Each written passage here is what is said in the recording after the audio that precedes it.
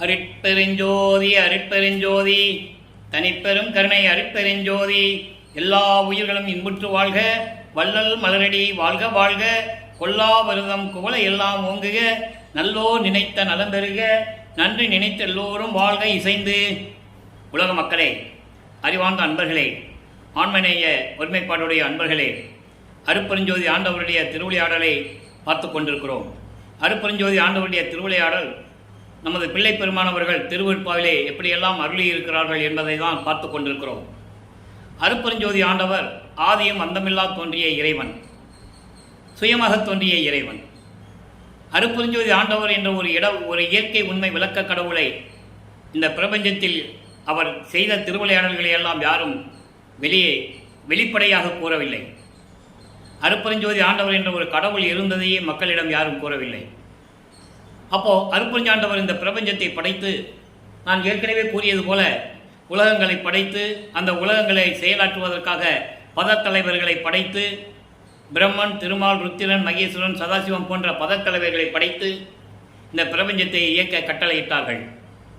இந்த 4 யுகங்களிலுமே, கிரேத யுகம், திரேத யுகம், துவார யுகம், கலியுகம், 4 யுகங்களிலுமே சமயங்களும் மதங்களும் மார்க்கங்களும் உருவாகிவிட்டன. இந்த சமயங்களையும் மார்க்கங்களையும் மதங்களையும் உருவாக்கியவர்கள் அவர்கள் கருத்துக்கு ஏற்றபடி, அறிவுக்கு விளங்கியபடி கர்த்தாக்களை, அவர்கள் நினைத்த கர்த்தாக்களை உருவாக்கி ஆலயங்களை அமைத்து, அதற்கேற்றபடி வழிபாட்டு முறைகளையும் அமைத்து மக்களை வழிபட செய்து விட்டார்கள். யுகங்களுக்கு ஆயுள் காலம் உண்டு. அதேபோல் சமயங்களுக்கும் மதங்களுக்கும் மார்க்கங்களுக்கும் ஆயுள் காலம் உண்டு. வெளியே மக்களுக்கு தெரியாது. அதை வல்லப்பெருமான் தெளிவாக கூறியிருக்கிறார்கள். அப்போது இந்த சமயங்களும் மதங்களும் மார்க்கங்களும் முடிவடைகின்ற காலத்தில், இந்த யுகங்களெல்லாம் முடிவடைகின்ற காலத்தில் ஒளியுகம் பிறந்து விட்டது. இப்போ நம்ம ஒளி யுகத்தில் இருந்துகிட்டு இருக்கோம். வல்லப்பெருமான் இதை சதுர்யுகம் என்று கூறுவார், சத்தியுகம் என்று கூறுவார். இந்த மார்க்கத்தில், இந்த யுகத்தில் உலக மக்களுக்கு ஒரு மார்க்கம் தேவை. அப்போ அருட்பெருஞ்சாண்டவர் சுத்த சன்மார்க்கத்தை உருவாக்கி தனது மகன் கையில் ஒப்படைப்பதற்காக தன் அருளால் பெற்றெடுத்த ஒரு ஆண்மகனை செல்வப்பிள்ளை என்று பெயரிட்டு வளர்த்து கொண்டிருக்கிறார். 51 ஆண்டுகள் கழித்து, அதாவது சதாசிவத்தினுடைய கடைசி கட்டம், சதாசிவத்துக்கு 51 ஆண்டுகள் ஆயுள் காலம் இருக்கும்போது, அதன் பிறகு இந்த பிரபஞ்சத்தை இயக்குவதற்கு ஒரு ஆள் வேண்டும் என்பதற்காக தனது மகனை, தனது செல்வப்பிள்ளையை இந்த பூலோகத்திற்கு வருவிக்க செய்தார். 5/10/1823 ஆண்டு. 1823 ஆண்டு தொடங்கிய திருவிளையாடல் 30/1/1874 இரவு 12 மணி வரையிலும் தொடர்கிறது. இந்த 51 ஆண்டுகளுடைய திருவிளையாடல்களை 8 ஆண்டுகளாக பிரித்து, ஒவ்வொரு 8 ஆண்டுகளிலும் தன் மகனுக்கு எப்படியெல்லாம் அருளை கொடுக்கிறார் என்பதையும், அதன் பிறகு தன் மகனை இந்த சமயங்களிலும் மதங்களிலும் மார்க்கங்களில் இருக்க செய்து, அதன் பிறகு இதெல்லாம் உலக மக்களுக்கு தேவையில்லை என்று உலக மக்களிடம் சொல்ல வேண்டும். அதன் பிறகு சுத்த சன்மார்க்கத்தை கொடுக்க வேண்டும். உலக மக்களை எல்லாம் சுத்த சன்மார்க்கத்தில் இணைத்து உலக மக்களெல்லாம் இன்புற்று வாழ வேண்டும் என்பதற்காகவே தனது மகனை வருவிக்க செய்தார் என்பதை பார்த்து கொண்டிருக்கிறோம். வல்லப்பெருமானவர்கள் வருவிக்க உற்று 8 ஆண்டுகள் வரையிலும், அதற்கு முன்னால் நடந்த திருவிளையாடல்களெல்லாம் ஏற்கனவே நம்ம சுருக்கமாக பார்த்து விட்டோம். ஒரு தாயின் கருவறையில் இருக்கும்போது அந்த கருவறையிலே எப்படியெல்லாம் திருவிளையாடல் நடந்தது என்பதையும், கருவறை இருட்டாக என்று நினைக்கும் போது அருட்பெருஞ்சாண்டவர் தன் மகனுக்கு ஒளி காட்டியதையும், பசி என்று சொல்லும்போது அங்கே போய் அருளமுதம் ஊட்டியதையும், காற்றே வரவில்லையே புழுக்கமாக இருக்கின்றதையும் சொல்லும்போது அமுதக்காற்று வீசியதையும், எப்படியெல்லாம் இறைவன் திருவிளையாடல் செய்தார் என்பதை பார்த்து விட்டோம். அதன் பிறகு 5 மாத குழந்தையிலே நமது குழந்தை இறைவன் தில்லையிலே திரை தூக்க தரிசித்த போது, வெய்வகை மேல் காட்டாதே எந்தனக்கே வெளியாய் காட்டிய மெய்புறவா மெய்ப்பொருளை என்று கூறுவார். 5 மாத குழந்தையிலே பார்த்ததை பின்னாளில் அவர் பாடல்களிலே நமக்கு அருளி இருக்கிறார்கள். வெட்ட வெளி, அதான் சிதம்பர ரகசியம். சும்மா மற்றவங்க மாதிரி கிரீடம் வச்சு உடம்பெல்லாம் நகையை போட்டு பட்டாடை அணிந்து அந்த மாதிரிலாம் காட்சி தருவாம வெட்ட வெளியாக காட்டியவர் அருட்பெருஞ்சோதி. ஏனால் அவருடைய சொரூபமே ஜோதி வடிவம், ஜோதி வடிவம். ஆக இந்த நிலையில் இருக்கும்போது வருவிக்க உற்ற 8 ஆண்டுகளிலும் நமது பிள்ளை பெருமானவர்கள் மனம் ஒரு நிலையில் இல்லாமல் கல்வி சாலைக்கும் செல்வதில்லை, பள்ளிக்கூடத்துக்கும் போகிறதில்லை, யாரையும் குருவாய் ஏற்றுக்கொண்டதில்லை. இந்த நிலையில் இருக்கும்போது 9வது ஆண்டு தொடக்கத்தில், அதாவது 2வது எட்டில் 9வது ஆண்டு தொடக்கத்தில் இறைவன் அவர் முன் தோன்றி, நீ என்னால் வருவிக்க உற்றவன் மகனே, உனக்கு ஞானத்தை கொடுக்கிறோம், பெற்றுக்கொள், உனக்கு முன்பருவம் பின்பருவம் காட்டி அருள் செய்வேன் என்று கூறி மறைந்து விடுகிறார். அதன் பிறகு தன் மகனுக்கு மறைப்பு நிலை ஏற்படுகிறது. அதுக்கு மேலே என்ன நடந்தது அப்படின்ற விவரம்லாம் அவருக்கு தெரியாது. அப்போ சுத்த சன்மார்க்கம் இருக்கிறது தெரியாது, அருட்பெருஞ்சோதி ஆண்டவர்னு அவருக்கு தெரியாது. இந்த நிலையில் இருக்கும்போது சமய தலைவனாகிய, அதாவது சைவ சமயத்தினுடைய தலைவனாகிய சிவபெருமான் தான் இறைவன் என்று அந்த காலத்தில் எல்லாரும் வழிபட்டு கொண்டிருந்தார்கள். அந்த சூழ்நிலையில் நமது பிள்ளை பெருமான் அவர்களும் சைவ சமயத்தை பின்பற்றி கொண்டு, மார்க்கங்களில் சொல்லப்பட்ட நெறிகளையும் பின்பற்றி கொண்டு, அதில் கூறப்பட்ட சங்கற்ப விகற்பங்களையெல்லாம் மேற்கொண்டு, சங்கற்ப விகற்பங்கள் என்பது சைவ சமயத்தினுடைய அடையாளம், திருநீர் பூசிக்கொள்வது, உத்திராட்ச மலையை போட்டுக்கொள்வது, இந்த நிலைகளெல்லாம் சைவ சமயத்தில் உண்டு. அதையெல்லாம் நமது பிள்ளை பெருமான் அவர்கள் பின்பற்றி கொண்டிருக்கிறார். அதன் பிறகு அதை வேண்டாம்னு சொல்லுவார். அந்த நிலையெல்லாம் நம்ம பார்க்க போகிறோம். இப்போ இந்த நிலையில் இருக்கும்போது திருவருள் முறையீடு உதயமாகிறது. 232 பாடல்களை கொண்டது. இதுவரை 216 பாடல்களை பார்த்துருக்கோம், 215 பாடல்களை பார்த்துருக்கிறோம். இன்றைக்கி 216வது பாடல். ஒவ்வொரு பாடலிலும் இறைவனுடைய நிலைமையையும், இந்த பிரபஞ்சத்தில் எப்படியெல்லாம் சிவபெருமான் திருவிளையாடல் செய்திருந்தார் என்பதையும், அப்போ சிவபெருமான் தான் சொல்லுவார். அவர் சிவாயனமா, நமச்சிவாயா, ஓம் சிவாயனமா, சிவசிவா, இப்படி தான் சொல்லிகிட்டு இருப்பார். அந்த நிலையில் இருக்கும்போது அந்த பாடலெல்லாம் எப்படி உருவாகி இருக்கிறது, இவருடைய மன வருத்தத்தை, மன இயக்கத்தை விரைவில் வந்து எனக்கு அருள வேண்டும் என்று எப்படியெல்லாம் கூறுகிறார் என்பதை தான் ஒவ்வொரு பாடலிலிருந்தும் பார்த்து கொண்டிருக்கிறோம். இன்னைக்கு 216வது பாடல்.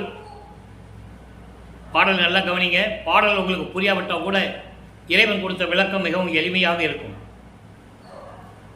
மஞ்சடை வான நிறத்தோன், மஞ்சடை வான நிறத்தோன், அயன் முதல் வானவர்க்காக நஞ்சு அடையாளம் இடம் மிடற்று, இடம் மிடற்றோய், கங்கை நன்னுகின்ற செஞ்சடையாய், நின் திருப்பெயராக சிறந்த எழுத்து 5, 5 அடையார் கண்கள் பஞ்சடையா முன் அறிவிலரே. இது பாடல். பாடலுடைய விளக்கம் பாருங்க. அதாவது மஞ்சடை வான நிறத்தோன் என்பது கருமை நிறம் கொண்ட திருமால், கருமை நிறம் என்று சொல்லலாம், நீல நிறம் என்று சொல்லலாம். அப்படி நிறமுடைய திருமால் பிரம்மன் முதல் வானவர்களுக்காக நஞ்சை உண்டு, விஷத்தை உண்டு, அந்த விஷத்தை கழுத்திலே ஏற்றுக்கொண்ட இறைவன். ஏற்கனவே எல்லா பாடல்களும் அந்த விளக்கம் கொடுத்துருக்கிறோம். இருந்தாலும் இன்றைக்கு ஒரு சிறிய விளக்கம். பார்க்கடலிலே அமுதமாக கடையும் போது, அதாவது அசுரர்கள் தேவர்களை துன்புறுத்திக் கொண்டிருக்கிறார்கள். அவர்களுக்கு இந்த அமுதம் கொடுத்தால்தான் அசுரர்களிலிருந்து காப்பாற்ற முடியும் அவர்களை. அந்த நிலையில் பாம்பை மத்தாக வைத்து பார்க்கடலை கடைகிறார்கள். அங்கே அமுதம் வருகிறது. அப்போ அந்த பாம்பு விஷத்தை அதில் கக்குகிறது, உமிழ்கிறது.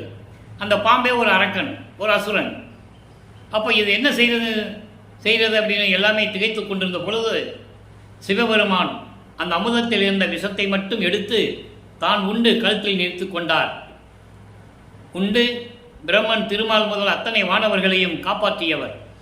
அப்படிப்பட்ட இறைவன், கங்கையை சடையில் சூடிய இறைவன், உன்னுடைய திருப்பெயராகிய, உன்னுடைய நாமமாகிய 5 எழுத்து மந்திரம், அதாவது சிவாய நம, நமச்சிவாயன்னு சொல்லலாம். அப்படி நமச்சிவாயா என்று ஒரு மந்திரத்தை கண் பார்வை இழப்பதற்கு முன் அறிய மாட்டார்கள். கண்கட்ட பிறகு சூரிய நமஸ்காரம்னு சொல்லுவாங்க. உலகில் ஒரு பழமொழி உண்டு. அதே போல அவர்கள் வாழ்வியலிலே இருக்கும்போது உன்னுடைய 5 எழுத்தை மந்திரத்தை உச்சரிப்பதில்லை. அது கண்கட்ட பிறகு கூட, கண்கட்ட இழந்த பிறகு கூட அறிய மாட்டார்கள். ஆனால் நான் அப்படி அல்ல. உன் நாமத்தை எப்பொழுதும் சொல்லிக் கொண்டிருக்கிறேன், உன் நாமத்தை எப்பொழுதும் நான் சொல்லிக் கொண்டிருக்கிறேன், விரைவில் வந்து ஆட்கொள்வாயாக, அருள்வாயாக என்று சொல்லி இந்த பாடலை அருளியிருக்கிறார்கள். முறையீடு செய்கிறார். வருவிக்க உற்று 8 ஆண்டுகள் வரையிலும் எந்த விதமான ஒரு நிலையும் ஏற்படவில்லை. இறைவன் ஆட்கொண்ட பிறகு கூட இறைவன் எந்த விதமான அருளையும் கொடுக்கவில்லை. அந்த காலகட்டத்தில் நமது பிள்ளை பெருமான் அவர்கள் 2வது எட்டில் இருந்து கொண்டிருக்கும் போது, அதாவது 9வது ஆண்டிலிருந்து 16 ஆண்டுகளுக்குள் என்ன நடந்தது என்பதை, அந்த 8 ஆண்டுகள் என்ன நடந்தது என்பதை தான் பார்த்து கொண்டிருக்கிறோம். இப்போ 13வது ஆண்டு ஞானத்தை பெற்ற பிறகு அவர் முன் தோன்றி ஞானத்தை கொடுத்துவிட்டு செல்லுகிறார். 13வது ஆண்டுதான் சென்னையிலிருந்து ஏழுகணர் பகுதியிலிருந்து திருவொற்றியூர் தியாகராஜ பெருமான் கோயிலுக்கு செல்லுகிறார். மனம் தூண்டி விடுகிறது. மனம் தூண்டி விடுகிறது என்று சொல்வதை விட அருட்பெருஞ்சோதி ஆண்டவர் மனதை தூண்டி என் மகனை திருவொற்றியூருக்கு கூட்டுவாக என்று கட்டளையிடுகிறார். அந்த நிலையில் இருக்கும்போது 2ஆம் திருமுறை உருவாகிறது. மொத்தம் 113 பதியங்கள், 1207 பாடல்கள். இதுவரை 23 பதியங்களுடைய விளக்கங்களை நாம் பார்த்திருக்கிறோம். இன்று 24வது பதிகம் தியாக வண்ண பதிகம் என்ற பாடலிலே 9வது பாடல். அந்த பதிகத்திலே 9வது பாடல். 23 பதியங்களுடைய ஒரு சுருக்கம். இவர் தியாகராஜ பெருமானை வணங்கி வழிபடுவதும் விண்ணப்பம் வைப்பதும் முறையீடு செய்வதும் தொடர்ந்து நடந்து கொண்டிருக்கிறது. அதன் பிறகு ஒருவேளை திருமுல்ல வாயிலுக்கு சென்றால் அருளை பெற்றுக்கொள்ளலாமா என்று சொல்லி திருமுல்ல வாயிலுக்கு செல்கிறார். அங்கே மாசிலாமணி மாசிலாமணி என்று உருகி பாடுவார். எந்த விதமான பலனும் இல்லை. கேட்பார் இறைவனிடம், முன்னால் என்னை வருவிக்க செய்துவிட்டு திரும்பி உன்னை பார்க்க வந்தால் ஏன் என்று கூட கேட்பதில்லை, ஒரு வார்த்தை கூட பேசுவதில்லை. இப்படியெல்லாம் முறையீடு செய்வார். அந்த பதியங்களெல்லாம் பார்த்து விட்டோம். அதன் பிறகு திருவெளித்தாயத்திலே பதியங்கள் உருவாகிறது. அங்கே போய் வழிபடுவார். எந்த விதமான பலனும் இல்லை. இப்போ 24வது பதியத்தில் தியாக வண்ண பதிகம் என்ற ஒரு பதியத்திலிருந்து பார்க்க போகிறோம். இன்னைக்கு 9வது பாடல். இந்த பதியத்தினுடைய விளக்கம் இறைவனை பற்றி போற்றி சொல்லிவிட்டு, அப்படிப்பட்ட இறைவன், நான் வணங்கி கொண்டிருக்கின்ற இறைவன் எனக்கு ஒரு அருளையும் சிறிதளவு கூட கொடுக்கவில்லை என்றால் நீ எப்படிப்பட்ட இறைவனாக இருந்தாலும் நீ ஒரு பிச்சை பெருமான் தானே என்று முறையீடு செய்வார். ரொம்ப அற்புதமான பாடல்கள் தான் நம்ம பார்த்துட்டோம். இன்னைக்கு 9வது பாடல். அறம்கொள் உமையோடு அயில் ஏந்திய ஐயனோடு தான் அமர்கின்ற திறம்கொள் கோலம் கண்டு கழிப்பான் சிறக்க எமக்கு ஒன்று அருளானேன். அதான் நமக்கு முக்கியமான வார்த்தை. ஒன்று அருளானேல், நீ அருளவிட்டால் மரம் கொள் எயில் 3 எரித்தான் கனகமலையான் அடியார் மயல் தீர்ப்பான் பிறங்கும் சடையான் ஒற்றி தியாகராஜ பெருமான். இப்படியெல்லாம் சொல்லி என்ன பிரயோஜனம்? நீ ஒரு பிச்சை பெருமான் என்று பாடலிலே கூறியிருக்கிறார்கள். இந்த பாடலுடைய விளக்கம் பாருங்க. உமையாளோடு வேலேந்திய முருகன் அமர்ந்து கொண்டிருக்கின்ற காட்சியை கண்டு, அந்த அழகான கோலத்தை கண்டு நான் மகிழ்ந்து கொண்டிருக்கின்ற எனக்கு நீ அருளாவிட்டால் மரம் கொள் எயில் 3 எரித்தான். எயில் 3 எரித்தான் என்பது முப்புறத்தை எரித்தான். முப்புறம் என்பது தாரகாச்சனுடைய பிள்ளைகள், அரக்கர்கள், அசுரர்கள். அவர்கள் தேவர்களை துன்புறுத்தி விட்டு கோட்டையை கட்டி 3 கோட்டைகளை கட்டி இங்கே உள்ளே பூந்துக்குவாங்க. அந்த கோட்டையை யாரும் அசைக்க முடியாது. என்ன கோட்டை? பொன்கோட்டை, வெள்ளிக்கோட்டை, இரும்பு கோட்டை. தாரகாசுரனுடைய பிள்ளைகள் தாரகச்சகன், வித்துன்மாலி, கமலாச்சன். தாரகச்சன் பொன்கோட்டையை பொன்மலை கோட்டையை கட்டியிருப்பான். வித்துன்மாலி வெள்ளிக்கோட்டை, கமலாச்சன் இரும்பு கோட்டை. இந்த 3 கோட்டைகளையும் எரித்த இறைவன். அதான் எயில் 3 எரித்தான். பகைவர்களின் 3 முப்புறங்களையும் அறத்தோடு எரித்த இறைவன் என்று சொல்லுவார். அப்படிப்பட்ட இறைவன் கனகமலையான், பொன்னான இமயமலையை கொண்ட இறைவன், அடியார்களுடைய மயக்கங்களையும் மாயங்களையும் நீக்கக்கூடிய இறைவன், பின்னிய சடையை உடைய இறைவன், திருவொற்றியூரில் தியாகராஜ பெருமான். இப்படியெல்லாம் உன்னை அழைத்து என்ன பிரயோஜனம்? நீ ஒரு பிச்சை பெருமான். காரணம், என்னை வருவிக்க செய்துவிட்டு ஒரு அருளையும் கொடுக்காமல் என்னை துன்புறுத்தி கொண்டிருக்கிறாய். நான் மனம் கலங்கி கொண்டிருக்கிறேன் என்று சொல்லி இந்த பாடலை அருளியிருக்கிறார்கள். ஆக இப்போ வல்லப்பமானவர்கள் 2வது எட்டில் இருந்து கொண்டிருக்கிறார். 16 ஆண்டுகளுக்குள் வருவிக்க உற்று 16 ஆண்டுகளுக்குள் எந்த அருளையும் பெற முடியாமல் நமது குழந்தை இறைவன் பிள்ளை பெருமான் அவர்கள் தவித்துக் கொண்டிருக்கிறார்கள். இப்போ நிலைகள் மாறுகிறது. 3வது எட்டில் அடியெடுத்து வைக்கிறார். 24. 17வது ஆண்டிலிருந்து 24 ஆண்டுகளுக்குள் என்ன நடந்தது என்பதை 3ஆம் திருமுறையில் நமக்கு அருளியிருக்கிறார்கள். 3ஆம் திருமுறை மொத்தம் 19 பதிகங்கள். இதுவரை 18 பதிகங்களை பார்த்துவிட்டோம். ஒவ்வொரு பதிகத்திலும் இறைவனை வேண்டுவது, இறைவன் காட்சி கொடுத்து மறைந்து விடுவது, இப்படியே நிலைகள் தொடர்ந்து கொண்டிருக்கிறது. அதன் பிறகு ஒரு நாரையிடம் தன்னுடைய மனக்குமுறலை, மன ஏக்கத்தை, மன தவித்தை சொல்லி தூது அனுப்புகிறார். இறைவனிடம் போய் சொல்லுன்னு தூது அனுப்புகிறார். அதுவும் போகுது, பதில் வரல. கிளிகளை தூது அனுப்புகிறார். ஒரு நாரை அனுப்பினாலும் வரமாட்டேன், கிளிகளை கூட்டமாக அனுப்புகிறார். ஒரு பிரயோஜனம் கிடையாது. அதன் பிறகு உலகியலிலே எப்படியெல்லாம் குறிகேட்க செல்லுவார்களோ அதே நிலையில் இருந்து கொண்டு நல்லா கவனிக்கணும். இப்போ வல்லப்பெருமான் அவர்களுக்கு எந்த சக்தியும் கிடையாது. எங்கே போனாலும் அவர் நடந்து தான் போகணும். அதனால் இனிமேல் திருமலை வாயிலுக்கும் திருவல்லித்தாயத்துக்கு போகக்கூடாது, திருவொற்றியை தவிர எங்கேயும் போகக்கூடாது என்று சொல்லி 3ஆம் திருமுறையிலே நமக்கு தெளிவாக அருளியிருக்கிறார்கள். அதன் பிறகு ஒரு ஜோசியம் பார்க்கிட்டு போய் ஜாதகம் போய் கேட்க போவார். ஜாதகன் என்ன, இப்படிப்பட்ட இறைவன், நான் இறைவன் மீது காதல் கொண்டுள்ளேன், இறைவன் என்னிடம் வந்து இன்னும் சேரவில்லை, வருவாரா வரமாட்டாரா, இல்லை இதே நிலைதான் தொடருமா என்று எனக்கு தெரியவில்லை என்று சொல்லி ஜாதகம் கேட்பது போல அந்த பாடலை நமக்கு அருளியிருந்தார்கள். அதையும் பார்த்து விட்டோம். 18 பதிகங்களில் இருந்த பாடல்களின் சுருக்கம் இதுதான். 19வது பதிகம் காதல் மாட்சி. காதல் எவ்வளவு பெருமை உடையது என்ற பதிகத்திலே இந்த 4வது பாடல். இந்த பாடலிலே இவரை பார்த்தவுடனே சிவபெருமான் எப்படி, அதாவது தியாகராஜ பெருமான் எப்படி திருவழியாக ஓடுகிறார், இவரும் பின்னாலே ஓடி அந்த ஓட்டத்தை பிடிக்க முடியவில்லை என்று நமக்கு அருளியிருக்கிறார்கள். அதை பாடலிலே பார்த்து கொண்டிருக்கிறோம்.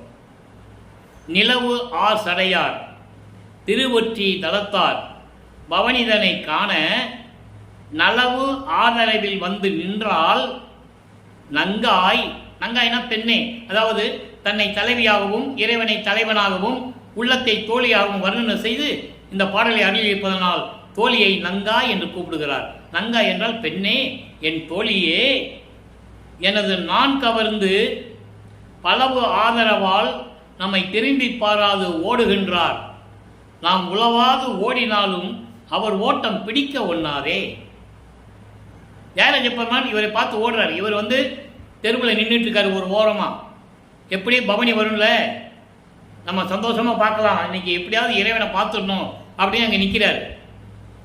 அங்கே உள்ள இருந்து தியாகராஜ பெருமான் பார்த்துட்டாரு. இவர் ரோட்டில் நிற்கிறா பார்த்துட்டாரு. இவங்கிட்ட மாட்டக்கூடாது, மாட்டினோம்னா அவன் கேட்குற கேள்விக்கு பதில் சொல்ல முடியாது, இன்னும் ஆண்டுகள் இருக்குது, இன்னும் 27 ஆண்டுகள் பாக்கி இருக்கு. அப்போது இவர் என்ன பண்ணுறாரு, எப்படியாவது பவனி வருவார்ல, நம்ம தாவி ஏறி போய் தேர்வில் தானே கொண்டு வருவாங்க, அவர் எப்படி பிடிச்சிடலான்னு ஒரு நம்பிக்கையோடு இருக்கிறார். அப்போது அந்த இறைவன் என்ன பண்ணுறாருன்னா, அவர் பவனி காண மனம் மகிழ்ந்து நான் அங்கு வந்து தெருவிலே நின்றால் எனது தோழியே, எனது நான் கவர்ந்து பல ஆதரவால், பல பேருடைய சேர்க்கையினால். என்ன சொல்றாரு பாருங்க, யார் என்ன சொன்னாங்கன்னு தெரியல, இவர் மனசில் இருக்கிறது சொல்றாரு. யார் சதி செஞ்சாங்கன்னு தெரியல, பாட்டில் சொல்லுவார், இன்னொரு பாட்டில் சொல்லுவார், யார் சதி செஞ்சாங்கன்னு தெரியல, யார் இவருக்கு ஆதரவாக இருக்காங்கன்னு தெரியல, யார் சொல்லி கொடுத்தாங்கன்னு தெரியல, அதனால் என்னை திரும்பி பார்க்காமல் நான் அங்கே நின்று கொண்டிருந்தேன். எனது மானம் வெட்கம் எல்லாத்தையும் விட்டு அங்கு நின்று கொண்டிருந்தேன். எல்லாத்தையும் கவர்ந்து விட்டு எல்லாத்தையும் பறித்து கொண்டு என்னை திரும்பி பார்க்காமல் ஓடுகிறார். திரும்பி பார்க்காமல் ஓடுகிறார். நாம் உளவாது ஓடினாலும், நான் தொடர்ந்து அவர் பின்னால் ஓடினாலும் அவர் ஓட்டத்தை பிடிக்க முடியவில்லையே. இறைவனுடைய திருவிளையாடல் இப்படியெல்லாம் நடந்துகிட்டு இருக்கு. இறைவனுடைய திருவிளையாடலை பாடலின் மூலமாக வல்லப்பெருமானவர்கள் நமக்கு அருளி இருக்கிறார்கள். இந்த நிலையில் இருக்கும்போது வல்லப்பெருமானவர்கள் 24 ஆண்டுகளை கடந்து விட்டார். வருவிக்க ஒற்று 24 ஆண்டு முடிஞ்சிடுச்சு. இப்போ 25வது ஆண்டிலிருந்து 32 ஆண்டுகளுக்குள், அந்த 8 ஆண்டுகளுக்குள் என்ன நடந்தது? 4ஆம் திருமுறை உருவாகிறது. நம்ம டெய்லி இதே கூறுகிறோம்னா ஒவ்வொரு பாடலிலிருந்து தான் இறைவனுடைய திருவிளையாடல் சொல்ல முடியும். அதனால் டெய்லி சொல்லி தான் ஆகணும். ஒவ்வொரு பாடலிலிருந்து விளக்கத்தை சொல்லி தான் ஆகணும். மற்ற புராணங்களிலேயோ காவியங்களிலேயோ நடக்கின்ற இந்த திருவிளையாடல்களெல்லாம் ஒரு கதையாகவோ கற்பனையாகவோ இட்டுக்கட்டோ எடுத்து சொல்லியோ எல்லாம் சொல்ல முடியாது. இது பாடல் மூலியமாக சொல்ல முடியும். ஏன்னா எல்லா திருவிளையாடல்களையும் பாடல் மூலியமாக யாரும் சொன்னதில்லை. சும்மா கதையை சொல்லுவாங்க, அதில் சில விஷயங்கள்லாம் சேர்த்து சொல்லுவாங்க. அது கேட்குறதுக்கு இன்ட்ரெஸ்டாக இருக்கும், மக்கள் இனிமையாக கேட்பாங்க. இது பாடல் மூலியமாக சொல்கிறதுனால கொஞ்சம் தயங்குறாங்க கேட்குறதுக்குன்னு நான் நினைக்கிறேன். அப்படி அல்ல, திருவெட்பா இறைவனுடைய திருவிளையாடலை உண்மையாக கூறக்கூடிய ஒரு நூல், இறைவனுடைய அருளை பெறக்கூடிய ஒரு நூல். அப்படிப்பட்ட திருவெட்பாவை தான் நமக்கு அருளியிருக்கிறார்கள் வல்லற்பெருமானவர்கள். இப்போது 27வது ஆண்டில், வருவிக்க விட்டு 27வது ஆண்டில், அதாவது 4வது எட்டில் இருந்து கொண்டிருக்கிறார். 4 8 32, 25 ஆண்டிலிருந்து 32 ஆண்டுகளுக்குள் என்ன நடந்தது என்பதை நாம் ஏற்கனவே பார்த்து விட்டோம். அதனுடைய சுருக்கம், 27வது ஆண்டில் இவர் தனக்கோடி அம்மையாருக்கு திருமாங்கல்யம் பூட்டி அந்த அம்மாவுக்கு மோட்ச வீட்டை காட்டி விமோசனத்தை கொடுத்தது. அந்த திருமணத்தின் போது பிரம்மன் திருமால் ருத்திரலா வாழ்த்துவதற்காக காத்து கொண்டிருக்கிறார்கள். தனது தந்தையும் தாயும் வரவில்லை என்று ஏங்குகிறார். அருட்பெருஞ்சோதி ஆண்டவரும் சிவகாமி வள்ளியும் வாழ்த்தவில்லையே என்று ஏங்குகிறார். ஒரு பாடலில் சொல்லுவார், அற்புதமாக இருக்கும்.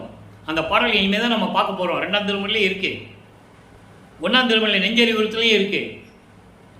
சுந்தரனுக்கு கல்யாணம் மட்டும் பண்ணி வச்சு நீ வாழ்த்தினியே, என் கல்யாணத்துக்கு ஏன் வரலன்னு கேட்பார். இப்போ சொல்லு, என் கல்யாணத்துக்கு வர மாதிரி சொல்லியிருந்தா நான் எத்தனை கல்யாணம் வேணாலும் பண்ணுவேன்னுவார். ரொம்ப அற்புதமான ஒரு நிலைகள்லாம் திருவெட்பாவில் இருக்குது.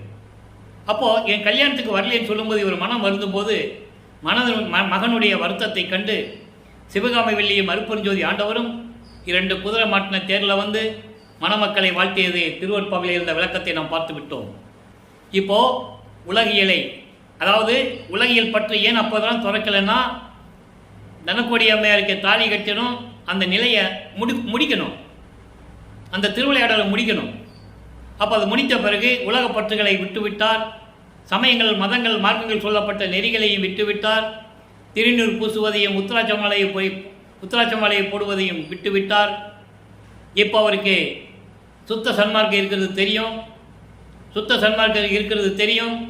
அருட்பெருஞ்சோதி ஆண்டவர் தான் இறைவன் என்றவருக்கு தெரியும். அந்த நிலைகள்லாம் நம்ம பாடலில் ஏற்கனவே பார்த்துட்டோம். இப்போ அருட்பிரகாச மாலையிலேருந்து நம்ம ஒவ்வொரு பாடலிருந்து பார்த்துட்டோம்.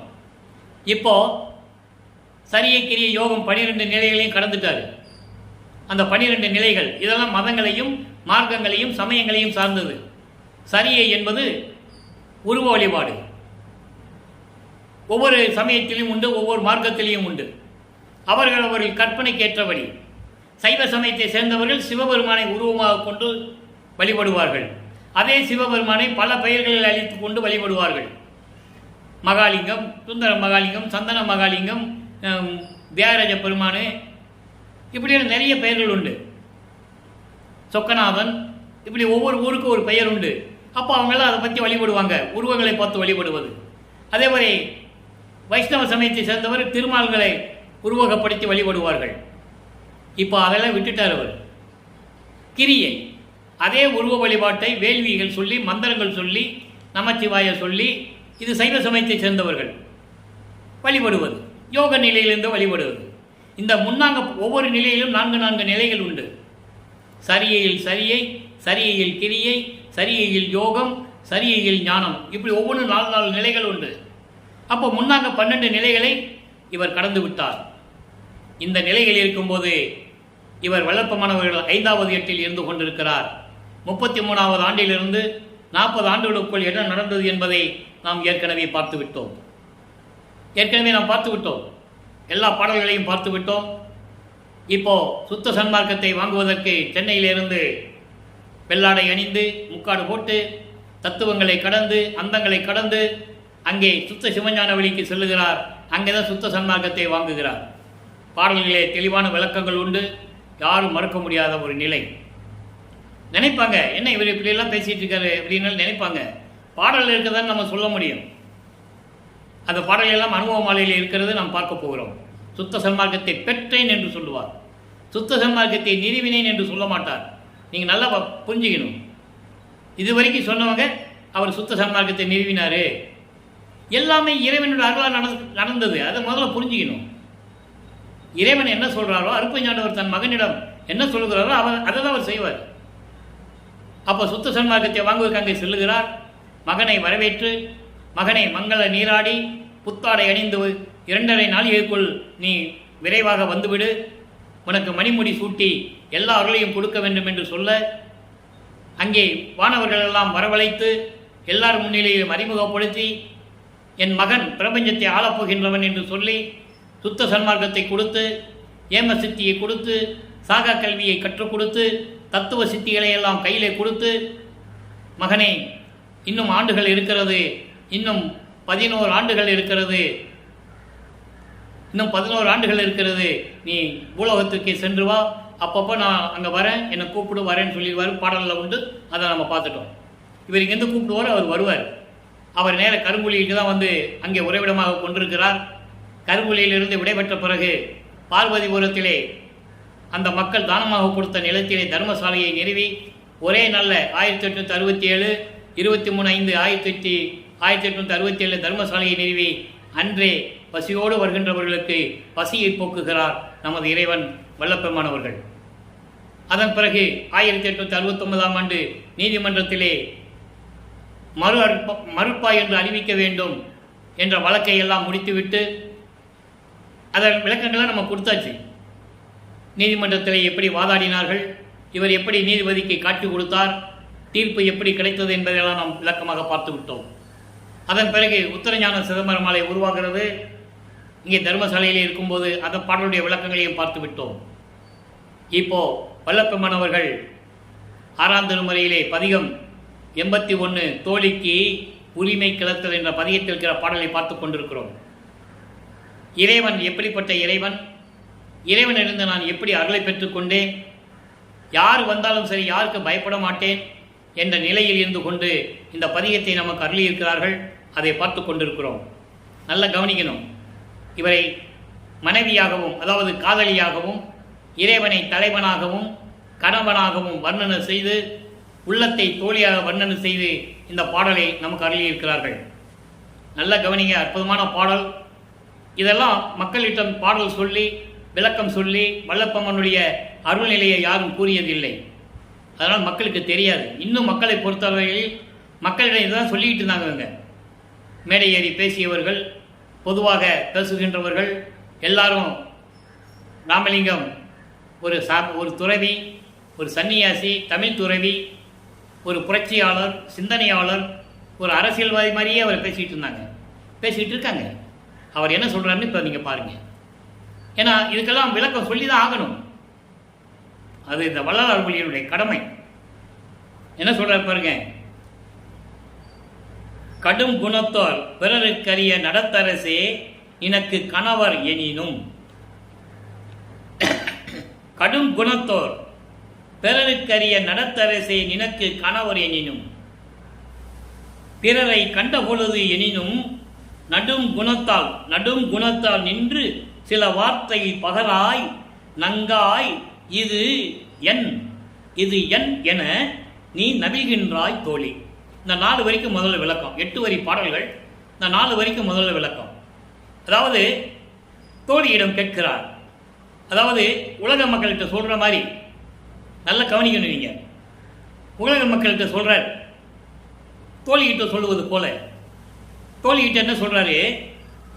கடும் குணத்தோர், சமயங்களிலும் மதங்களிலும் மார்க்கங்களிலும் இருந்து கொண்டு அதன் நெறிகளை பின்பற்றி கொண்டு தீய குணங்களையே, ஏன்னா அவங்க தான் உயிர்களை கொலை செய்வாங்க, புலால் சாப்பிடுவாங்க. சுத்த சன்மார்க்கத்துக்குள்ளே அது வந்துட்டு அது கிடைக்காது, அது இருக்காது. உயிர்களை கொலை செய்ய மாட்டாங்க, புலால் சாப்பிட மாட்டாங்க, உயிர் மீது இரக்கம் இருக்கும். தாமச குணம் உடையவர்கள் இவங்க. கடும் குணத்தோர், சமயங்களிலும் மதங்களிலும் மார்க்கங்களில் இருக்கின்றவர்கள், கொடிய குணம் கொண்டவர்கள், பிறருக்கு அறிய அவர்களுக்கு கிடைக்காத இறைவன். அப்படிப்பட்ட இறைவன் அருட்பெருஞ்சோதி உனக்கு கணவர் என்றாலும், உனக்கு கணவர் என்றாலும் பிறரை கண்ட பொழுது, பிறரை என்ன யாரு? மற்ற தேவர்களை. ஏன்னா பிரம்மன், திருமால், ருத்திரன், மகேஸ்வரன், சதாசிவம் போன்றவர்கள், இந்திரன், தேவர் கூட்டத்தை சேர்ந்த 18 கூட்டத்தை சேர்ந்த நவநிலை தலைவர்கள், சத்தர்கள், சக்திகள் எல்லாருமே இவரை பார்க்க வராங்க. பாட்டில் தெளிவாக இருக்கு. இவர் பார்க்க வரும்போது கண்ட பொழுது எனினும், அவங்க வந்து உன்னை பார்க்க வரும்போது அவர்களை பார்த்த பொழுதும் கூட தயவோடு ஒரு வார்த்தை கூட நீ பேசுவதில்லை. தயவோடு ஒரு வார்த்தை கூட நீ பேசுவதில்லை. இது எதற்காக? இது எதற்காக என்று நீ கேட்கின்றாய் தோழி, நீ என்னை கேட்கின்றாய். அப்போ இதில் உண்மை என்னன்னா, எல்லாருமே இவரை பார்க்க வருகிறார்கள். பாடலிலே கூறுகிறார், எல்லாரும் வந்து என்னை வணங்குகிறார்கள் என்று கூறுவார். தர்மசாலையிலே இது நடக்குது. இது நடந்ததை மனித கண்களுக்கு தெரியாது. அந்த உண்மையை உலக மக்களுக்கு சொல்றார். ஒரு தோழியிடம் சொல்லுவதை சொல்றார். அவங்கெல்லாம் வந்து என்னை பார்க்க வரும்போது நான் அவர்களை ஏறெடுத்து கூட பார்ப்பதில்லை. தோழியிடம் சொல்லும்போது என்ன கேட்பாரு, என்ன சொல்லுவாரு, நீ ஏன் அவங்ககிட்ட பேச மாட்டேன்ற அப்படின்னு ஒரு தோழி இவரை கேட்பது போல பாடல். ஆனால் இவர் உலக மக்களுக்கு சொல்றாரு, அருப்பெருஞ்சோதி ஆண்டவர் தான் எனக்கு இறைவன், அதான் கணவர்னு சொல்றாரு. அதோடு மட்டுமல்லாமல் என்னை பார்க்கின்றவர்கள் அவர்களோடு நான் தயவோடு பேசுவதில்லை. ஏன், எதற்காக? ஏன், எதற்காக கேள்வி வருதில்லை? ஏன், எதற்காக? ஒடுங்கும் பல தத்துவருக்கும் தத்துவரை நடத்தும் உபயநிலை தலைவருக்கும் அவர் தலைவர்களுக்கும் நடுங்கும் குடியல்லடி நான் திருச்சிற்றம்பலத்தை நடம் செய்யும் அடிப்பணிக்கே என்று நாட்டிய நற்குடியே நாம். இது பாடல். அவங்க பார்க்க வராங்க. எனக்கு விருப்பம் இல்லை அவங்களோடு பேசுவதற்கு. காரணம், இந்த பிரபஞ்சம் தோன்றிய காலத்திலிருந்து தோற்றுவித்து போர்க்குணம் கொண்டவர்கள் பாடலிலே உண்டு. அந்த விளக்கங்களை நம்ம பார்த்துட்டோம். போருக்குரியார் மாலயன் போகி, போகினா இந்திரன், திருமாலும் பிரம்மனும் இந்திரனும் மற்றும் தேவர்கள் எல்லாம் போருக்குரியார். தெளிவா சொல்லுவாரு, போருக்குரியார். அப்படிப்பட்டவர்களுக்கு யாருக்கும் எளியார், எனக்கு எளியாராகி மாலையிட்டார். யாரும் பார்க்க முடியாத இறைவன் எனக்கு எளிமையாக கிடைத்து என்னை ஆட்கொண்டார், மாலையிட்டார்னு சொல்லுவார். ஆட்கொண்டார். ஈர்க்கும் புகுதாத முளை மதத்தை இன்னும் விட்டார் அல்லடி. ஒரு குச்சி தீக்கு, அதாவது தென்னங்குச்சி அளவு கூட அவங்களால காமத்தை விட முடியலையும். எப்படி சொல்றாரு பாருங்க. நீங்க புராணங்களிலே படிச்சிருப்பீங்க. பிரம்மனும் திருமாலும் இவன் ருத்திரனும் எல்லாம் சேர்ந்து எப்படியெல்லாம் பூலோகத்தில் வந்து ஒரு பெண்ணை நிர்வாணமாக சோறு போட சொன்னதையும், அதன் பிறகு அந்த அம்மா இவங்களெல்லாம் குழந்தையாக்கி தொட்டில் விட்டு ஆட்டியதையும், இந்திரன் கௌசிக முனிவனாக வேடம் போட்டு அகலியிடம் வந்து உறவு கொண்டதையும், அதன் பிறகு சாபம் ஏற்றுக்கொண்டதையும் எப்படியெல்லாம் நீங்க புராணங்களில் நீங்க கேள்விப்பட்டிருப்பீங்க. அப்படிப்பட்டவர்கள் சொல்ற அவர்கிட்ட நான் ஏன் பேசணும்? ஒடுங்கும் பல தத்துவருக்கும் 36 தத்துவங்கள், 60 தத்துவிகள், அடங்கக்கூடிய, ஒடுங்கும்னா அடங்கக்கூடிய 36 தத்துவங்கள். ஆத்ம தத்துவம் அதான் பிரம்ம தத்துவம் 24, அது விஷ்ணு தத்துவம் 7, ருத்திர தத்துவம் ஈஸ்வர தத்துவம் 5, பிரம்ம தத்துவம் 24 என்பது நான் ஏற்கனவே நிறைய விளக்கங்கள் 4 ஆண்டுகளாக கொடுத்திருக்கிறேன். இருந்தாலும் இன்று சொல்ல வேண்டிய கடமை இருக்கிறது. அந்த வரி வந்துருச்சே, தத்துவம் என்ற வரி வரும்போது சொல்லிதான் ஆகணும். பூதங்கள் 5, நிலம், நீர், நெருப்பு, காற்று, ஆகாயம். பொறிகள் 5, கண், காது, மூக்கு, வாய், மெய். புலன்கள் 5, ஒளி, ஒளி, சுவை, உணர்வு, மனம், நாற்றம் என்று சொல்லுவார். மனம் 4, 5, 20 ஆச்சு. அந்த கரணங்கள் 4, மனம், சித்தம், புத்தி, அகங்காரம். இது பிரம்மனுக்குரியது. விஷ்ணு தத்துவம் 7, காலம், நியதி, கலை, வித்தை, அராகம், குருடன், மாயை, மாமாயை. ஈஸ்வர தத்துவம் 5, விந்து, நாதம், சுத்த வித்தை, ஈஸ்வரம், சதாக்கியம். இப்படி 36 தத்துவங்களும் 60 தத்துவிகள். இது இந்த 36 தத்துவங்களுக்கு உட்கருவிகள் இருக்கிறது. 60 தத்துவங்கள். இந்த 3 தத்துவங்களும் பிரம்மனுக்கும் திருமாலுக்கும் ருத்திரனுக்கும் போய் சேர்ந்துடும். இந்த 60 தத்துவங்களை மகேஸ்வரனும் சதாசிவமும் ஏற்றுக்கொள்வார்கள். அதான் சொல்றாங்க, தத்துவரை நடத்தும் உபயநிலை தலைவர்கள். இந்த 3 தத்துவங்களை கொண்டவர்கள் பிரம்மன், திருமால், ருத்திரன். மீது 60 தத்துவங்கள் இருக்கிற தத்துவிகள், அதை உபநிலை தலைவர்கள். உபநிலை தலைவர்கள் யாரு? மகேஸ்வரனும் சதாசிவமும். அப்படி ஏன்னா உருவமாக இருக்கின்றவர்கள் 4 பேர், பிரம்மன், திருமால், ருத்திரன், மகேஸ்வரன். அருவமாக இருக்கிறது சதாசிவம். இப்படிப்பட்ட தலைவர்களுக்கும் தத்துவர்களை நடத்தும் உபயநிலை தலைவருக்கும் அவர்களுடைய தலைவர்களுக்கும் யாருக்கும் நடுங்கும் குடி அல்லடி நான் யாருக்கும் பயப்படவும் மாட்டேன். அந்த மாதிரி நடுங்கும் குலத்தில் இருந்து நான் வந்தவள் இல்லை. நடுங்கும் குலத்தில் இருந்து நான் வந்தவன் கிடையாது. நான் சுத்த சன்மார்க்கம் என்ற குலத்தில் இருந்து வந்தவன், புனித குலம். தெளிவா சொல்லுவார், நான் புனித குலமாகிய சுத்த சன்மார்க்க குலத்தில் இருந்து வந்தவன். இவர்களுக்கெல்லாம் நான் பயப்பட வேண்டிய அவசியம் இல்லை. செத்து செத்து பிறக்கும் இந்த தேவர்கள் என் முன் வழியிலர் என்று சொல்லுவார். தெளிவா சொல்லுவார். ஏன்னா அவங்களாம் இவரை வணங்கிட்டு இருக்காங்க. அதனால உலக மக்களுக்கு சொல்றாரு அவர். அப்படிப்பட்டவள்ளடி நான் யாருக்கும் பயந்து நடக்கக்கூடிய அவசியம் இல்லை. அந்த மாதிரி குலத்திலிருந்து நான் வரவில்லை. நான் சுத்த சன்மார்க்க குலத்திலிருந்து வந்தவன்.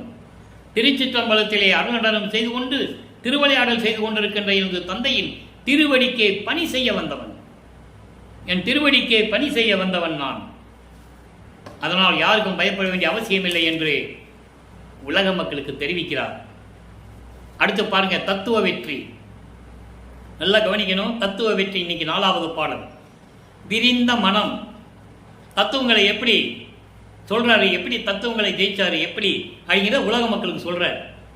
விரிந்த மனம் என்னும் சிறிய விளையாட்டு பயலே.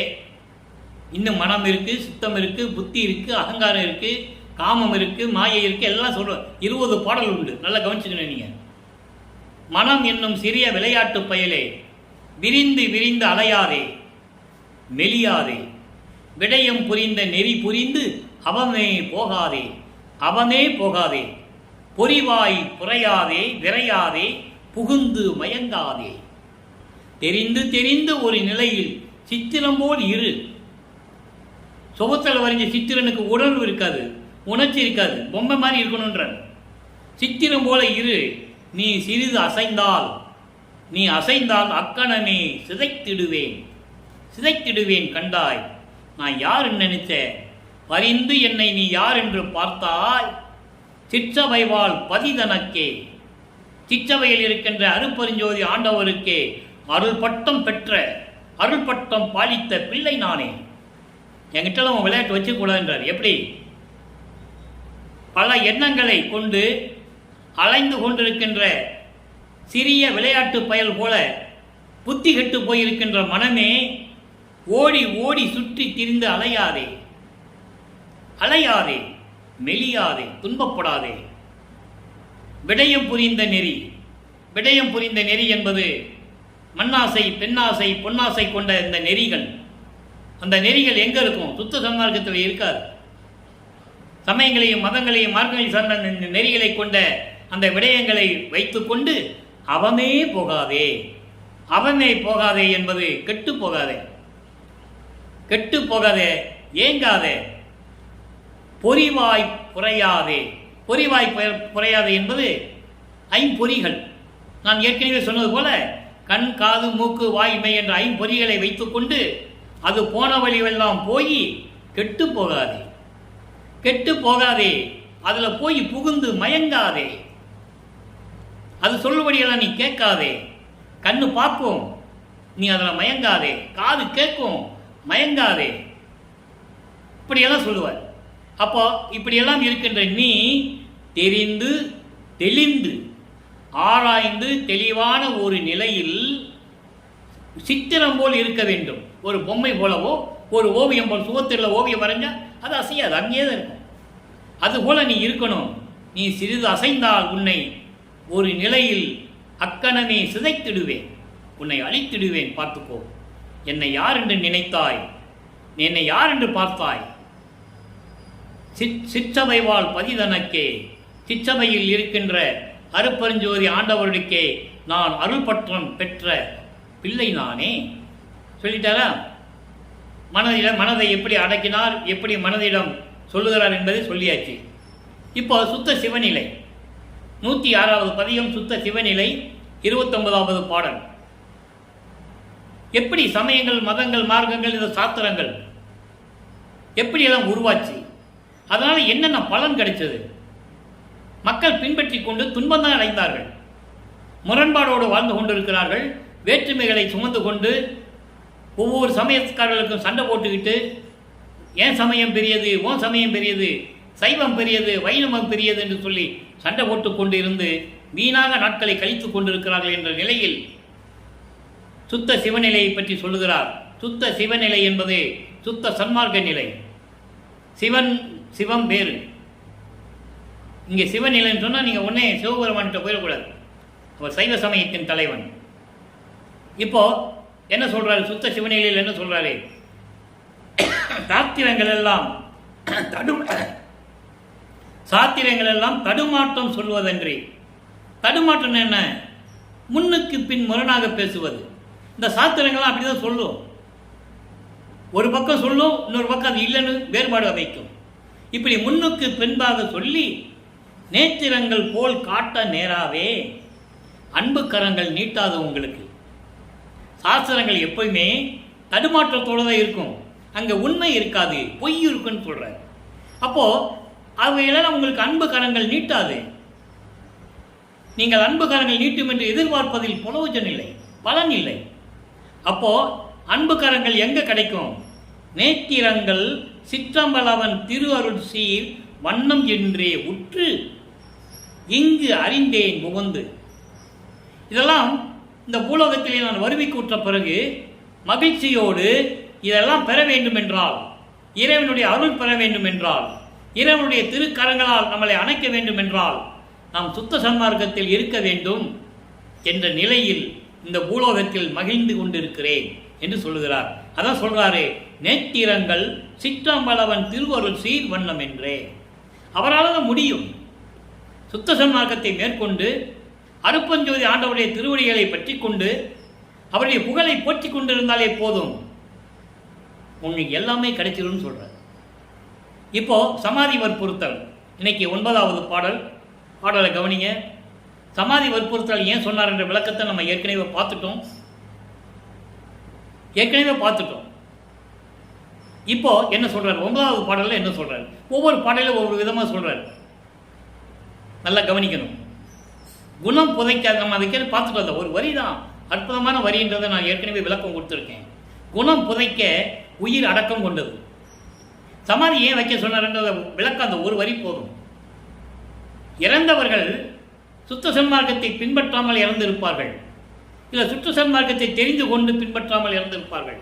அதான் அகவல் சொல்வார், 2 விதமாக சொல்லுவார், செத்தவர்கள் இறந்தவர்கள் என்று சொல்லுவார். சுத்த சன்மார்க்கத்தில் இருந்து இறந்தவர்கள் அவர்களுக்கு மறுபிறவி இல்லை, மரணமில்லா பெருவாழ்வு அவங்களுக்கு. அதனால் அது சொல்வார் அந்த வரியை. இந்த பாடல் என்ன சொல்றாரு பார்ப்போம். பரன் அளிக்கும் தேகம் இது. பரன் என்றால் அருட்பெருஞ்சோதி ஆண்டவர், இறைவன். இறைவன் கொடுத்த தேகம் இது. சுடுவது அபராதம் என பகர்கின்றேன். இறைவன் கொடுத்த தேகத்தை எரிப்பதற்கு நீங்கள் யார்? இறைவனிடம் நீங்கள் தண்டனை அனுபவிக்க வேண்டும் என்று நான் சொல்லுகிறேன். அது தண்டனை. இறைவன் மகிழ்ந்து அளிப்பதும் மனித பிறவி, மனித தேகம். அப்படிப்பட்ட தேகத்தை நீ எப்படி எரிக்கலாம்? அப்போ அந்த தண்டனையை நீ அனுபவிக்க வேண்டும். உலக மக்களே, நீங்கள் எல்லாம் இந்த தண்டனையை அனுபவிக்க வேண்டும். நீ சிரம் நெளிக்க சுடுகின்றீர். சிரம் நெளிக்க சுடுகின்றீர்.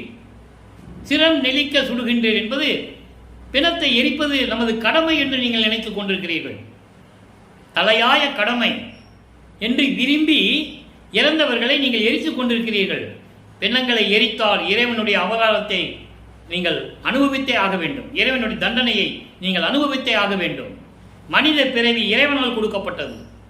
அந்த தேகத்தை எப்படி நீங்கள் சுடலாம் என்று கூறுகிறார். அப்படிப்பட்ட நிலையில் செத்தவர்கள் பல்பலரும் சித்த சாமி. இறந்தவர்கள் எத்தனையோ பேர் நல்ல உள்ளம் கொண்டவர்களாக இருப்பார்கள்,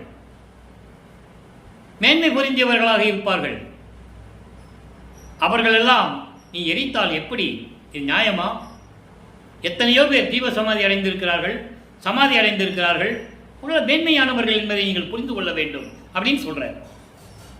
அப்போ உரனளிக்க எழுகின்ற திருநாள் வந்தது அடுத்தன. வரம் கொடுப்பதற்காக, அருள் புரிவதற்காக இறைவன் வருகின்ற நேரம் வந்துவிட்டது. இறைவன் வருகின்ற நேரம் வந்துவிட்டது. இது உணர்ந்து நல்லோர் வரனளிக்க புதைத்த நிலை கண்டீரோ காணீரோ? நல்லோர் வரனளிக்க புதைத்த நிலை காணீரோ? அவர் வந்து வரனளிக்க வந்து இருக்கும்போது நல்லவர்கள், அதாவது ஜீவ சமாதியானவர்கள், இறைவன் மீது பற்று கொண்டவர்கள், அவர்களெல்லாம் சமாதியானவர்கள். அவர்களுக்கு வரன் அளிக்க வரன் கொடுத்ததை உங்களுக்கு தெரியாதோ? நீங்கள் கேட்டதில்லையோ? பார்த்ததில்லையோ? ஆக சமாதி வைத்தால் இறைவனுடைய அருளை பெற முடியும் என்ற நிலையை இங்கே கூறுகிறார். கண்கட்ட மாட்டினீரே. கண்கட்ட மாட்டினீரே என்பது, அதாவது கண்ணு பார்வை போயிடுச்சுன்னா மாடு என்னாகும்? எந்த திசையில் போகணும்னு தெரியாமல் போய்கிட்டே இருக்கும். கடைசியில் எங்கேயாவது ஒரு குழியில் விழுந்து செத்துடும். அதான் சொல்றாரு, கண்கட்ட மாட்டினீரே. கண் பார்வை இல்லாத அந்த மாடு போல நீங்க தெரிந்து கொண்டிருக்கிறீர்கள். அதன் விளைவு என்னாகும்? எந்த விதமான பலனும் இல்லாமல் நீங்கள் மாண்டு விடுவீர்களே. இறந்தவர்களை எரிக்க வேண்டாம், சமாதி வையுங்கள். அவர்களை திருப்பி மனித பிறவி எடுக்க வைக்க வேண்டும். சுத்த சன்மார்க்கத்தை கொடுக்க வேண்டும். செத்தவர்களை எழுப்ப வேண்டும், இறந்தவர்களை எழுப்ப வேண்டும் என்று கூறுகிறார். இதுதான் சமாதி வற்புறுத்தல். இப்போ பாருங்க, தனித்திரளங்கள் என்ற ஒரு பதிகத்திலே 57வது பாடல்.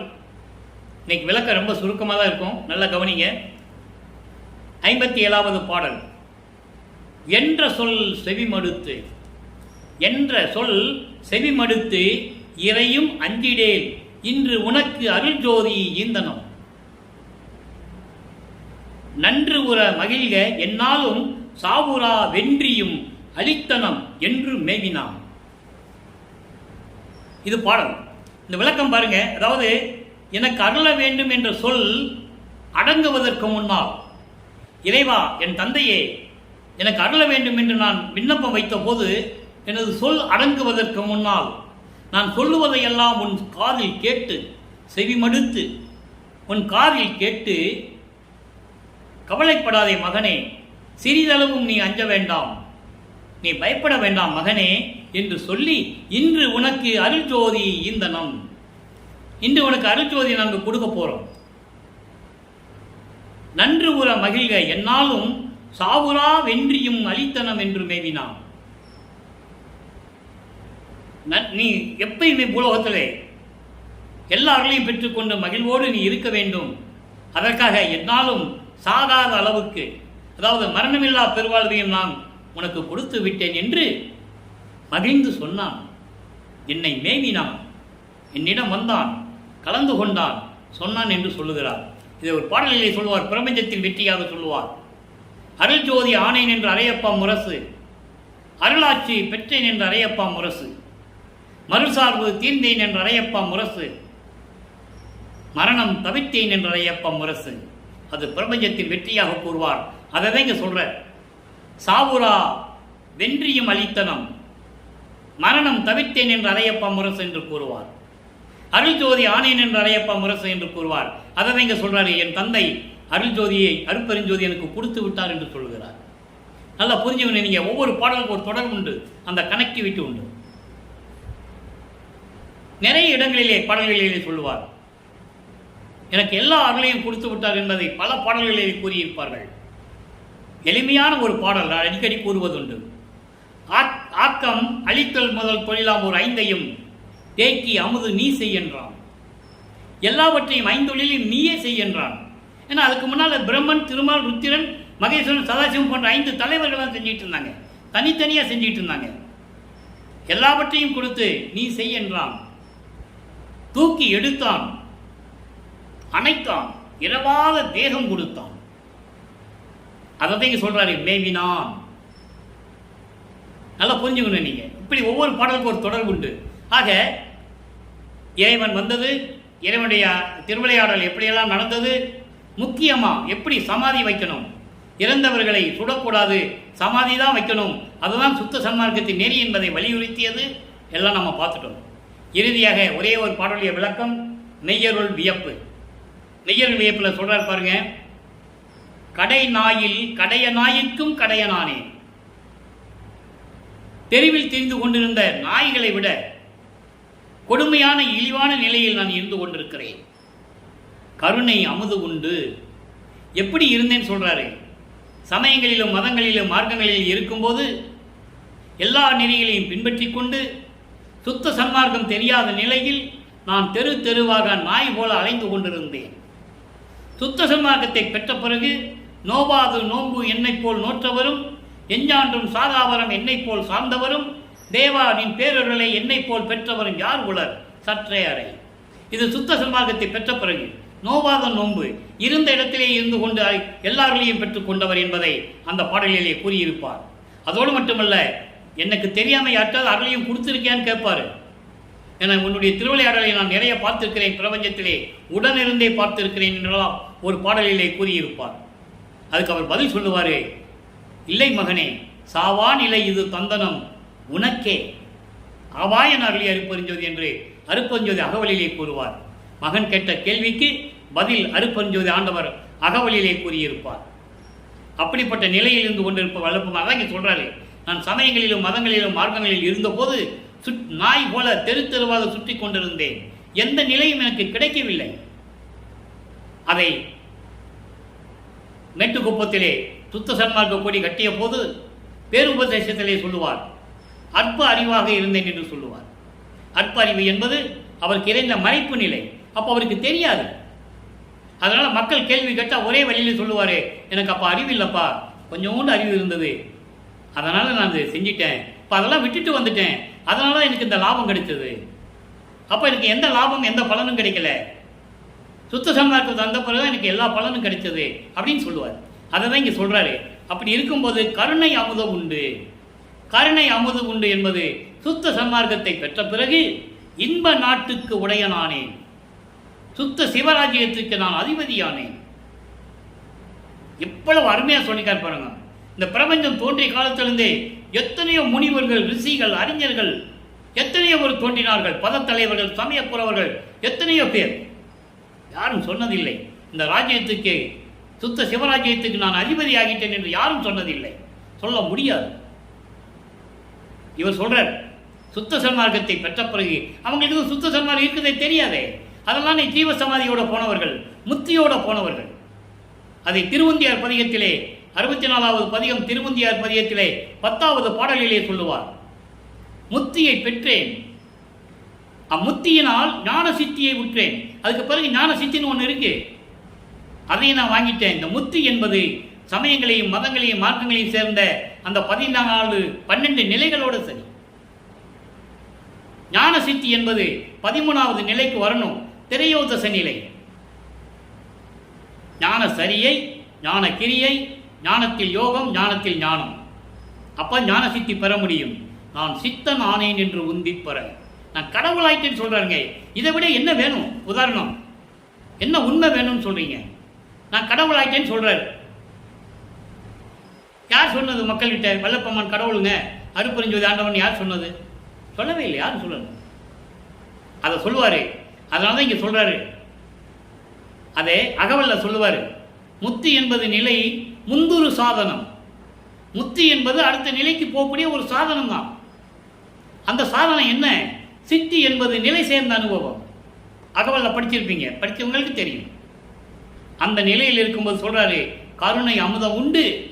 சுத்த சன்மார்க்கத்தை பெற்று, சுத்த சன்மார்க்கம் இருந்தால் தான் கருணை இருக்கும், இல்லைன்னு இருக்காது. ஜீவகாணிய ஒழுக்கம் எங்கே இருக்கும்? சுத்த சன்மார்க்கத்தில் தான் இருக்கும். ஜீவகாணி ஒழுக்கத்தை பற்றி நம்ம பேச வேண்டியிருக்கு, அது கொஞ்சம் நாட்கள் ஆகும். முதல்ல இறைவனுடைய திருவிளையாடலை முடிக்கணும். அப்போ இந்த நிலையில் இருக்கும்போது சுத்த சன்மார்க்கத்தை பெற்றுக்கொண்டு நான் சுத்த சிவராஜ்யத்துக்கே நான் அதிபதியாகிவிட்டேன். விடைய காட்டில் ஓடி திரிந்த வெள்ளை ஆயினேன். எப்படி? உலக விடைய காட்டில் ஓடி திரிந்த வெள்ளை ஆயினேன் என்பது 2 விதமாக சொல்லலாம். அறிவில்லாதவன், அறியாமையில் இருந்தேன், மாயையிலும் மயக்கத்திலேயும் இருந்தேன் என்று கூட சொல்லலாம். விடயக்காட்டில் என்பது உலகப் பற்றுகள், மண்ணாசை, பெண்ணாசை, பொன்னாசை, இந்த உலக விடயக்காட்டில் ஓடி திரிந்த வெள்ளை ஆயினேன். வெள்ளை ஆயினேன்னா அது ஒரு வகையான நோய் வந்த ஒரு நாய், ஓடி ஓடி திரிந்த வெள்ளை நாய் போன்று. வெள்ளை நாய் என்பது சொறி பிடித்த நாய், நோய் வந்த நாய் போல நான் சுத்திக்கிட்டு தெரிஞ்சேன் விடயக்காட்டில். உலக ஆசையின் மேல் பற்று கொண்டு வெள்ளை நாய் போல, சொறி பிடித்த நோய் வந்த நாய் போல தெரிந்து கொண்டிருந்தேன் என்று சொல்லுகிறார். அதற்கு என்ன அர்த்தம்னா, உலக பற்றுகளிலே இருந்து கொண்டு உலகியலிலே இருக்கும்போது நான் தெரு தெருவாக சுற்றி கொண்டிருந்தேன். அதையெல்லாம்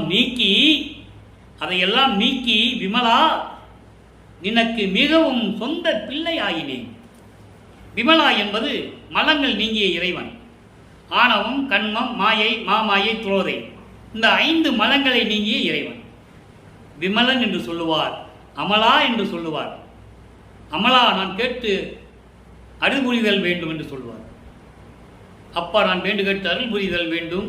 இதெல்லாம் நீங்கள் பாடலை படிச்சிருப்பீங்க, சுத்த சன்மார்க்க வேண்டுகோளில் இருக்கும். அமலா என்று சொல்லுவார், விமலா என்று சொல்லுவார், நிமலா என்று சொல்லுவார். எல்லாம் ஒரே மீனிங் தான், ஒரே அர்த்தம் தான்.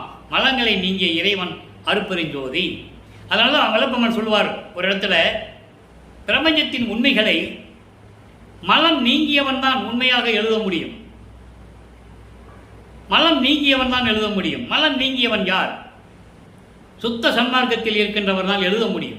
அப்படிப்பட்டவர்கள் தான் பிரபஞ்சத்தின் உண்மைகளை எழுத முடியும் என்று கூறுவார். அப்போ அந்த புராணங்களும் காவியங்களிலும் சொல்லப்பட்டவையெல்லாம் நடந்தவைகளாக இருந்தாலும் கூட அதில் கற்பனைகளும் சேர்ந்து இருக்கும். உண்மை நிலைகளை மறைத்து எழுதியிருப்பார்கள். அதான் பிரபஞ்சத்தின் உண்மைகளை மண்மூடி மறைத்து விட்டார்கள் என்று கூறுவார். ஒரு பெட்டியில் வைத்து பூட்டி வைத்தவன் ஒரு வல்லவன் என்று கூறுவார். அந்த பூட்டை திறக்கிறதுக்காக நான் வந்திருக்கேன்னு சொல்லுவார். இந்த நிலையில் இருக்கும்போது சொல்கிறாரே, விமலா எனக்கு மிகவும் நான் சொந்த பிள்ளை ஆயினேனே. ஆக அன்பர்களே, இன்று பார்த்த திருவிளையாடலுடைய பதிவு உங்களுக்கு விளங்கி இருக்கும் என்று நான் கருதுகிறேன். ஒவ்வொரு நாளும் திருவிளையாடல் ஒவ்வொரு விதமாக இருக்கும். சுத்த சன்மார்க்கத்தை பெற்ற பிறகு நல்லா கவனிக்கணும். வல்லற்பமான இதுவரைக்கும் சொன்னவர்கள் எல்லாம் அவரும் திருநீர் பூசிட்டு இருந்தார், புத்துராட்சி மலை போட்டுக்கிட்டு இருந்தார், அப்படியே கூட நம்ம சுத்த சன்மார்க்கத்தில் இருக்கலாம்னு கூட பேசிக்கிட்டு இருக்காங்க. அது தவறு. சமயங்களையும் மதங்களையும் மார்க்கங்களையும் நீங்கள் சார்ந்திருந்து அதன் மீது பற்று கொண்டிருந்தால் நீங்கள் எப்படி வேணால் குறியீடுகளை வைத்துக் கொள்ளலாம். திருநூறு பூசிக்கலாம், உத்தராட்சி மலை போட்டுக்கலாம், சைவ சமயத்தை சேர்ந்தவர்கள் காவி உடை அணிந்திக்கலாம், என்ன வேணால் பண்ணிக்கலாம். சைவ வைஷ்ணவ சமயத்தை சேர்ந்தவர்கள் நாமம் போட்டுக்கலாம், அதிலேயே வடகலை தென்கலன் இருக்குது, அதெல்லாம் பண்ணிக்கலாம். அவங்களுடைய சுதந்திரம் அது. அதை வல்லப்பம்மன் தவறு என்று சொல்லவில்லை. ஆனால் சுத்த சன்மார்க்கத்திற்கு வந்துவிட்டால் இந்த குறியீடுகள், இந்த குறைபாடுகள், வேறுபாடுகள், முரண்பாடுகள் இருக்கவே கூடாது. சமரசமாக இருக்க வேண்டும்.